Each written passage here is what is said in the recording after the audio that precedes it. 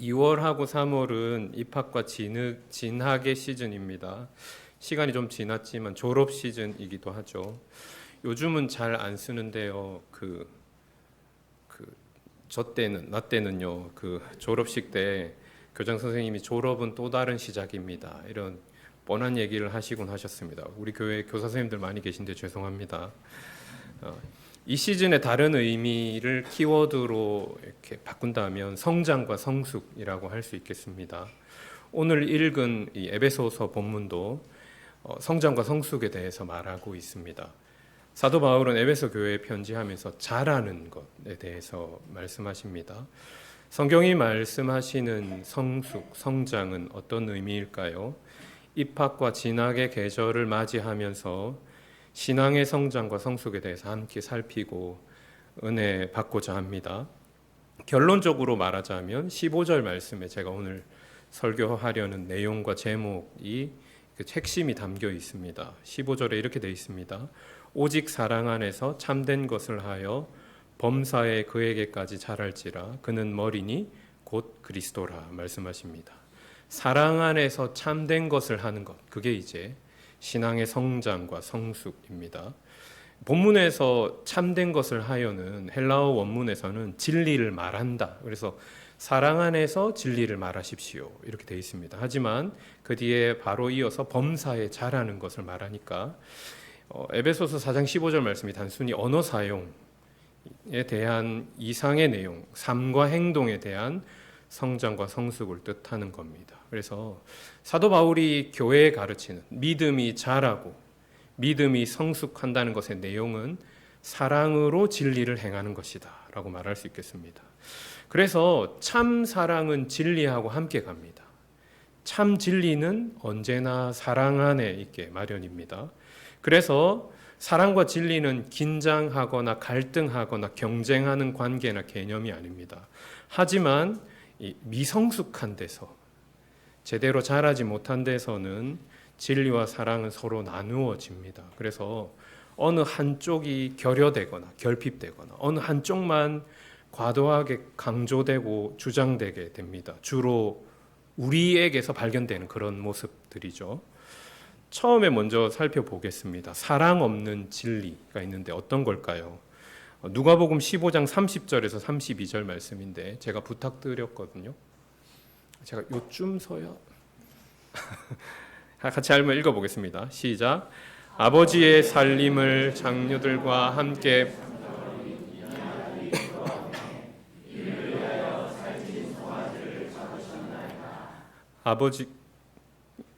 아버지가 이르되 예 너는 항상 나와 함께 있으니 내 것이 다 내 것이로되 이 내 동생은 죽었다가 살아났으며 내가 잃었다가 얻었기로 우리가 즐거워하고 기뻐하는 것이 마땅하다 하니라. 아멘. 네. 자비한 아버지 비유죠. 누가복음 15장에 잃어버린 것에 대한 비유를 예수님이 말씀하시면서 마지막에 잃어버린 아들 비유가 나옵니다. 집에 머물면서 아버지와 늘 함께 있던 형이 집을 나가서 아버지를 떠나고 아버지 재산 다 탕진하고 돌아온 동생을 반가워하지 않습니다. 형은 동생처럼 아버지 버린 적도 없고요. 아버지 재산 다 탕진해서 써버리지도 않았고 오히려 줄곧 아버지 옆에서 아버지를 섬긴 반듯한 아들입니다. 그래서 동생이 용납이 안 됩니다. 아버지 죽은 사람처럼 취급했고 아버지 재산 다 나눠 쓰고요. 조금 계산해 보면 자기 몫은 다 가져왔는데 다시 아들 되면 또 나눠야 됩니다. 복잡하죠. 그래서 아버지가 받아들인 아들을 동생이라고 부르지 않습니다. 아버지의 아들이라고 부르는 거죠. 겉으로는 옳게 행해왔을지 몰라도요, 내면에 사랑이 없어요. 아버지를 섬긴 것이 장남에게는 기쁨이 아니었나 봅니다. 그래서 동생을 안으시는 아버지의 마음에 이해도 공감도 안 됩니다. 정말 아버지를 사랑하고 아버지와 같은 마음이었던 아들이라면 아버지가 기뻐하시는 걸 같이 기뻐할 텐데 그런 마음이 아닙니다. 그래서 이 아들, 큰 아들을 보고 아버지가 장남에게 나와 함께 기뻐하자 얘야라고 다 이르는 내용이 우리가 방금 읽었던 누가복음 15장 30절에서 32절 말씀입니다. 사랑 없는 진리가 이런 모습입니다. 사랑이 전혀 없다 이렇게 말하긴 좀 어려울지 몰라도요, 부족하고요. 반대편에 자신 있는 그 진리, 참도 사실은 진리가 아닙니다.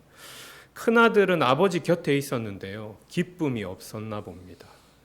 그래서 아버지한테 수고한 것에 대해서 불만과 불평이 터져 나옵니다. 그래서 장남은요, 집안에 있는 또 다른 잃어버린 아들, 탕자입니다. 사랑 없는 진리가 보통 이런 모습을 띱니다. 스스로를 진리의 수호자로 자청해요. 나는 옳게 잘했다 이렇게 생각합니다. 그 다음에 어떻게 합니까? 자기가 진리의 수호자가 되니까 주변을 판단하고 평가하게 되는 거죠. 나는 진리와 함께 있고 너희는 진리 바깥에 있으니까 그렇게 됩니다. 아무도 관심 갖지 않는 진리, 참된 것을 사랑하고 나는 지킨다고 생각하지만 가만히 그 속을 들여다보면 다른 이면이 있습니다. 진리를 사랑해서라기보다 진리를 사랑하고 있다는 사실을 사랑하는 거죠. 좀 더 쉽게 말하면 이렇게 됩니다. 진리를 사랑하는 자기를 사랑하는 겁니다. 이해되십니까? 참된 것을 사랑한다기보다요, 참된 것을 사랑하는 자기를 사랑하는 겁니다. 진리라서 하나님께 영광이 되는 것이라서 사랑하기보다는 그게 우리가 사랑하는 것이기 때문에 강조하게도 된다는 말입니다. 혹은 우리가 그것을 사랑한다는 사실 자체 때문에 그렇게 된다는 거죠. 이런 일이 이제 태도와 방식의 문제로 확장돼서 다뤄집니다. 이건 교회 안에서만 있는 문제 아니죠. 요즘 교회 안팎을 막론하고 태도와 관련된 이야기, 또 의미를 담는 그릇, 그것을 전달하는 방식에 대한 강의, 이야기, 담론이 계속 강조되는 것도 이런 맥락입니다. 투박했던 한국 사회가 극복해야 될 여러 가지 부분 중에 하나가 제가 지금 처음 다루고 있는 진리 없는 사랑 없는 진리일 수 있다는 이야기입니다. 부모와 자녀 사이에 어떻게 대화할 것인가? 남자와 여자 사이에 어떻게 대화할 것인가? 친구와 동료 사이에 위로하고 격려하고 충고하는데 어떻게 행하고 대화할 것인가에 이 주제가 이제 많이 강조됩니다. 기억해야 되겠습니다. 우리가 바라는 이 신앙의 성숙은요, 하나님의 뜻을 찾아내는 것만이 목적이 아닙니다.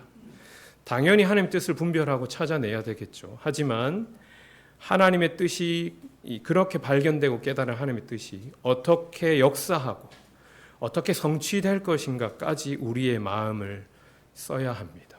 그리고 이와 관련해서 이렇게 하기 위해서 우리 마음의 동기와 목적이 어디에 있는지, 우리가 그렇게 강조하고 그렇게 사랑하는 것이 우리의 마음속에 무엇 때문에 작동하고 있는지를 말씀 앞에 정직히 살펴야 하는 겁니다.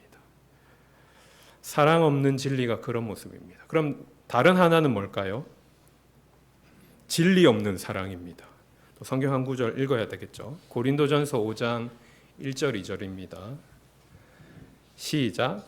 너희 중에서 심지어 음행이 있다 함을 들으니 그런 음행은 이방인 중에서도 없는 것이라. 누가 그 아버지의 아내를 취하였다 하는도다. 그리하고도 우리여 교만하여 어찌하여 통한이 여기지 아니하고 그 일 행한 자를 너희 중에서 쫓아내지 아니하였느냐. 고린도 교회에 쓴 바울의 편지에서 고린도 교회의 심각한 문제를 지적하고 있는 본문입니다. 주일 아침에 다루긴 무거운 주제 중에 하나죠.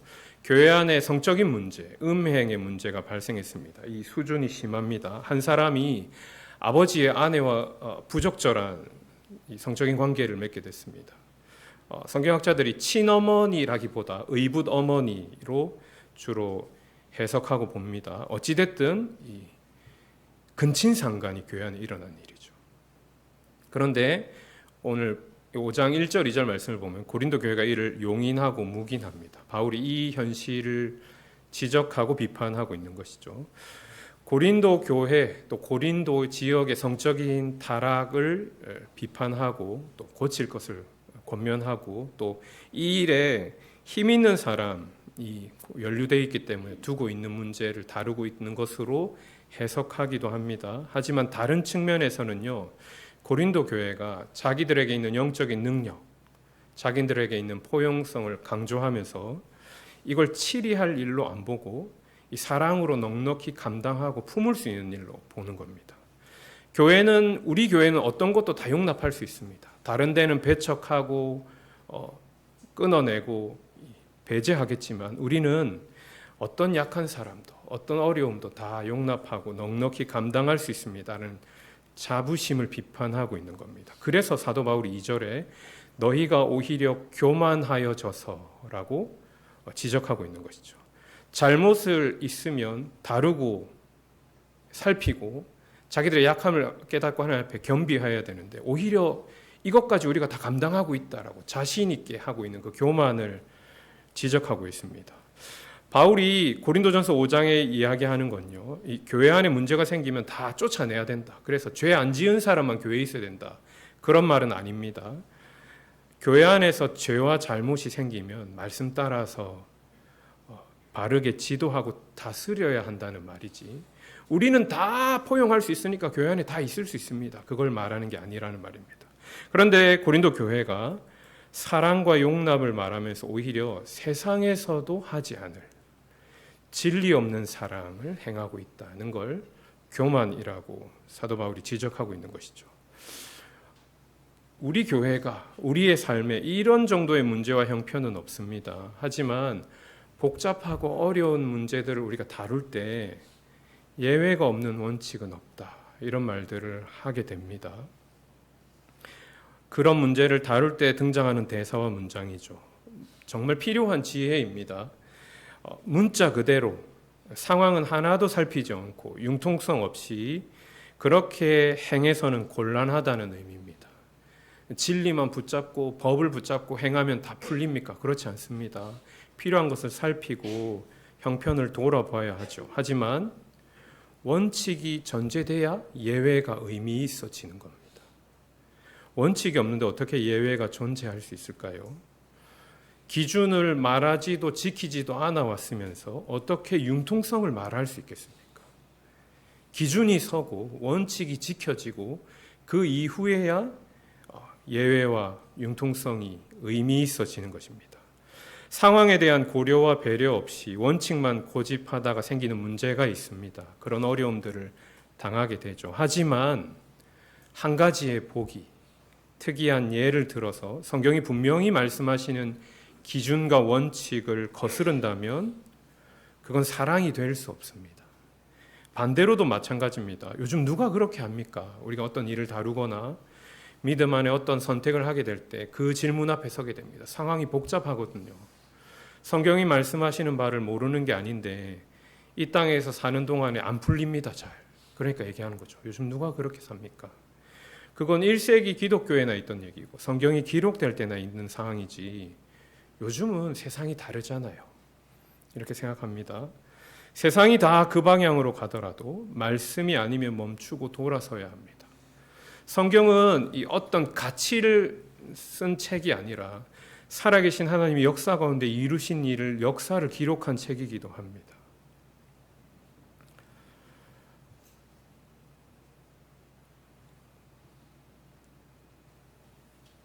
어디까지 했죠? 그래서 사랑이 넘치는 것과 질서가 없는 것 구별돼야 됩니다. 사랑이 많다고 말하면서 질서 없는 경우가 생기기 때문이죠. 단호한 것과 무례한 것을 구별하면 좋겠습니다. 태도와 방식을 중시할 때 감정의 전달을 강조하면서 우리가 말실을 살피게 됩니다. 이 부분에 저도 숙제가 있는 사람인데 말 예쁘게 하는 목사가 되겠다고 계속 얘기해 드리고 있지 않습니까? 무례한 것을 피하자는 말이지 그러면서 단호한 것마저 배척해서는 곤란하겠습니다. 단호한 것과 겸손, 단호한 것과 배려, 단호한 것과 예의 바름, 또 단호한 것과 영혼 사랑은 함께 갈 수 있고 함께 가야 됩니다. 그것이 사도 바울이 말하는 사랑 안에서 참된 것을 하는 모습일 거라 믿습니다. 그렇다면 진리 없는 사랑, 사랑 없는 진리가 그렇다면 도대체 사랑 안에서 이루어지는 참된 것은 어떤 게 있겠습니까? 그런 예가 성경에 있습니까? 네, 있습니다. 하나님이 너무나 선명하게 보여주셔서 교회가 이미 잘 알고 있는 겁니다. 뭘까요? 이렇게 뜸을 들이고 저도 숨을 좀 쉬고, 예수님의 십자가입니다. 예수님의 십자가에서 우리는 사랑 안에 있는 진리를 발견합니다. 성경 구절 한 구절 더 읽겠습니다. 로마서 5장 8절입니다. 시작. 우리가 아직 죄인 되었을 때에 그리스도께서 우리를 위하여 죽으심으로 하나님께서 우리에 대한 자기의 사랑을 확증하셨느니라. 아멘. 하나님 사랑이셔서 죄인을 멸망해서 영원한 형벌에서 구원하셨습니다. 그 구원과 죄 용서를 위해서 독생자 예수 그리스도를 십자가에 내어주어 죽게 하셨습니다. 자기 전부를 주신 예수님의 한없는 사랑, 하나밖에 없는 아들을 십자가에 내어주는 한없는 사랑이 죄로 인한 멸망을 예수님의 자기의 죽으심으로 해결하십니다. 그래서 여러분, 십자가에서 우리가 아는 대로 죄인을 구원하시는 하나님의 한없는 사랑, 자기 전부를 주시는 예수님의 희생과 온전한 사랑이 담겨 있습니다. 그런데 여러분, 다른 한편엔 뭐가 있을까요?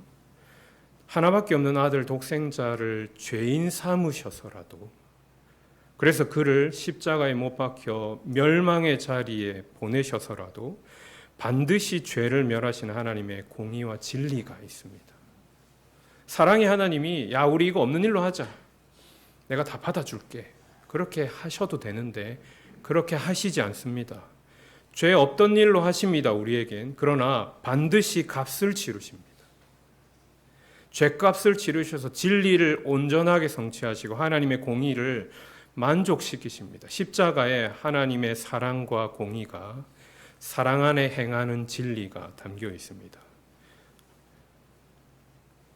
하나도 포기하지 않으시는 그리스도의 구속 역사를 보는 것이죠. 그래서 신앙의 성장과 성숙은 시작부터 끝까지 모두 예수 그리스도로 이루어집니다. 오늘 본문에서 나오는데요, 어디까지 자라라고, 어디까지 성숙하라고 말씀하십니까? 우리 15절 말씀 같이 한번 읽어보겠습니다. 에베소서 4장 15절입니다. 시작.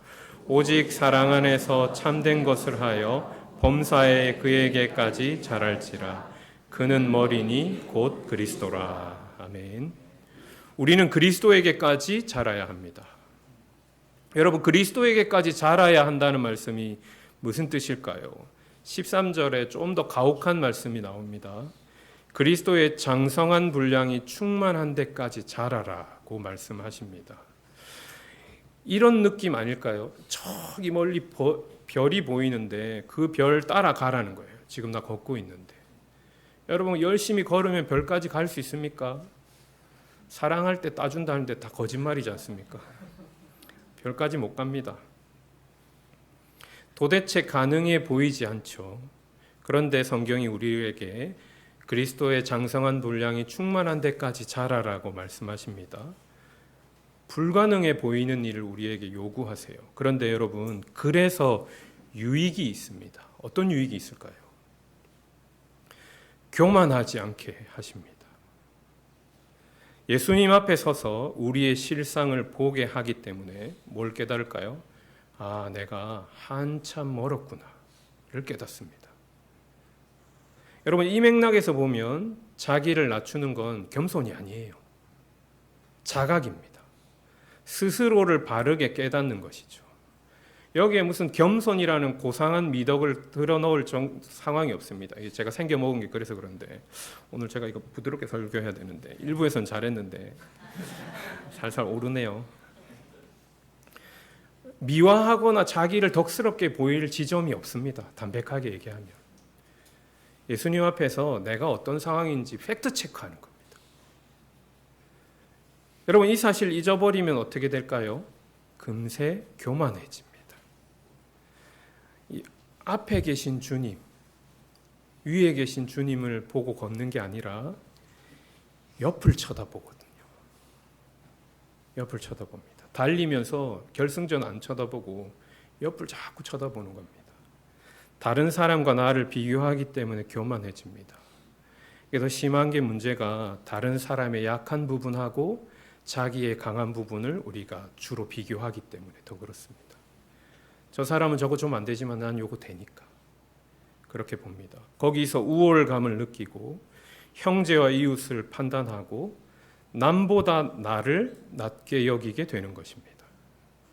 반대로는요, 좌절하게 됩니다.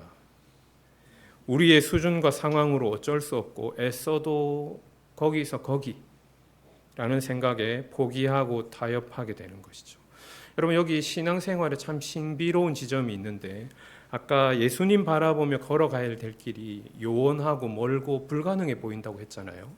예수님 바라보면서 걸으면 포기할 것 같은데 오히려 그렇지 않아요.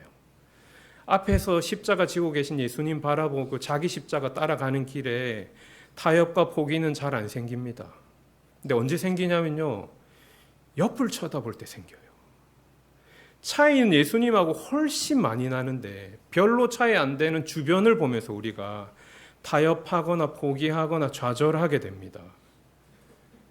그래서 우리가 어떻게 예수님 바라보며 나아가야 할까 할 때 16절 말씀이 주시는 교훈에 주목해야 되는 겁니다. 우리 16절 말씀 같이 한번 읽어보겠습니다.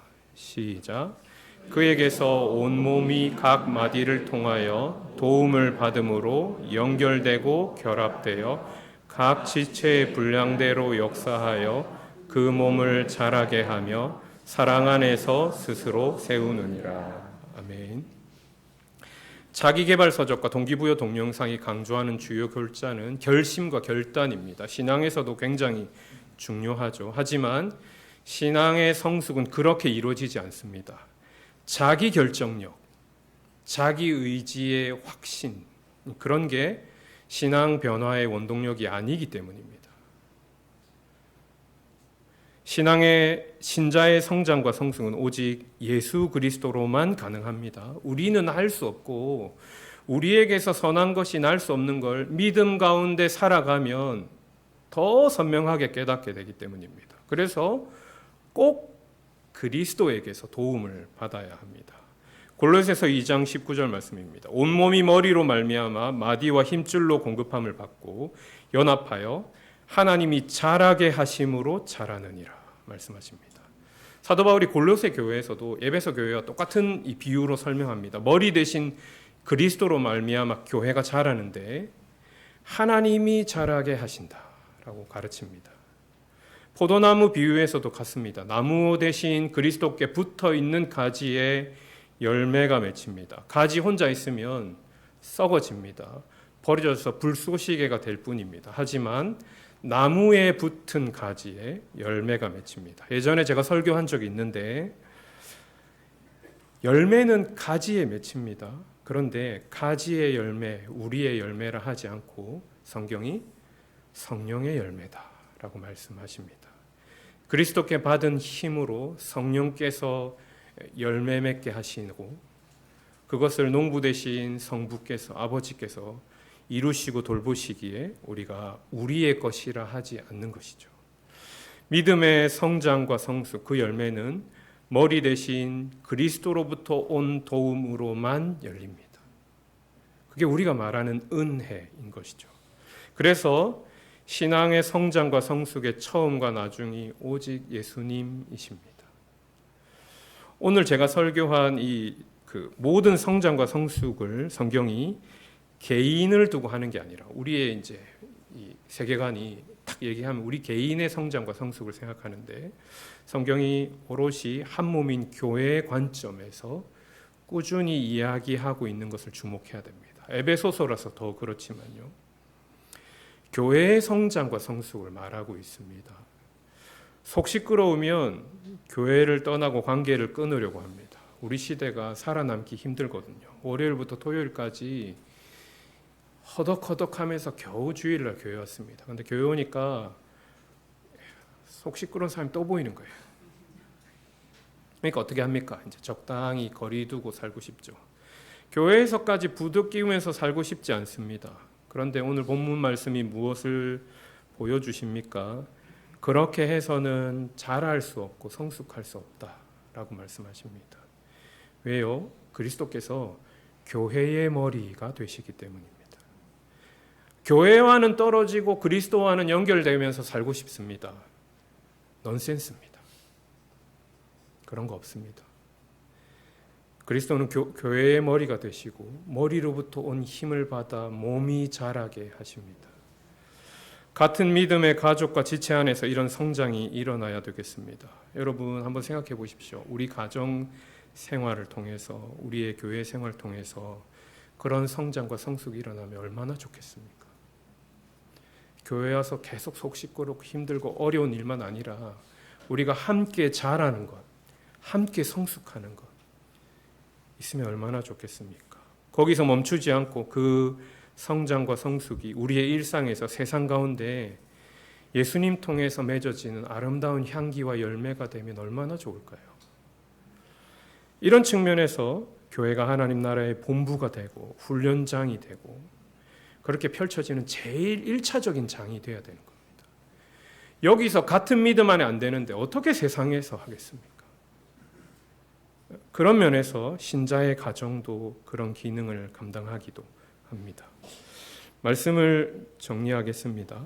하나님이 예수 그리스도를 통하여 우리를 구원하여 살리셨습니다. 우리에게 생명 주셨어요. 그런데 이 생명이 숨이 그냥 깔딱깔딱 붙어 있는 겨우 살아만 있는 그런 생명으로 부르시지 않으시고 힘있고 역사하는 영원한 생명으로 부르셨습니다. 우리에게 주신 구원이 그런 생명력입니다. 하지만 갈등과 혐오와 분열이 가득한 시대에서 진리만을 혹은 사랑만을 강조하는 미성숙한 우리 자신을 오늘 말씀 앞에 봅니다. 그래서 예수 그리스도로 말미암아 그에게까지 자라기 위하여 오늘 본문 말씀처럼 오직 사랑 안에서 참된 것을 해야 합니다. 사도 바울이 골로새 교회에 쓴 편지에 오늘 제가 한 설교를 한마디로 정리해 주고 있습니다. 골로새서 3장 17절입니다. 같이 읽어보겠습니다. 시작. 또 무엇을 하든지 말에나 일에나 다 주 예수의 이름으로 하고 그를 힘입어 하나님 아버지께 감사하라. 아멘. 믿음의 성숙은 과업이라기보다 은혜를 받아서 드러나는 감사고 구원이 성취되는 과정입니다. 그래서 오직 예수 그리스도로만 이루어지고 오직 예수 그리스도를 향해서만 나아갑니다. 그러므로 무엇을 하든지 남에게 대접을 받고자 하는 대로 너희도 남을 대접하라. 이것이 율법이요 선지자니라. 우리 주님이 주신 말씀입니다. 우리 주님이 공생의 가운데 십자가 위에서 이루신 사랑 있는 진리, 우리도 함께 따라 걸어가야 하겠습니다. 그렇게 살아가야 하겠습니다. 시간이 지나고 신앙의 연수가 쌓이고 우리가 교회에서 충성할 때 하나님이 부르셔서 직분자로 삼으시고 교회 안에 우리의 형편과 상황이 익숙해질수록 믿음 안에서 성장하고 성숙하는 저와 여러분 다 되기를 바랍니다. 예수님으로 향해서 예수님으로 말미암아 사랑 안에서 참된 것을 하는 저와 여러분 다 되기를 바랍니다.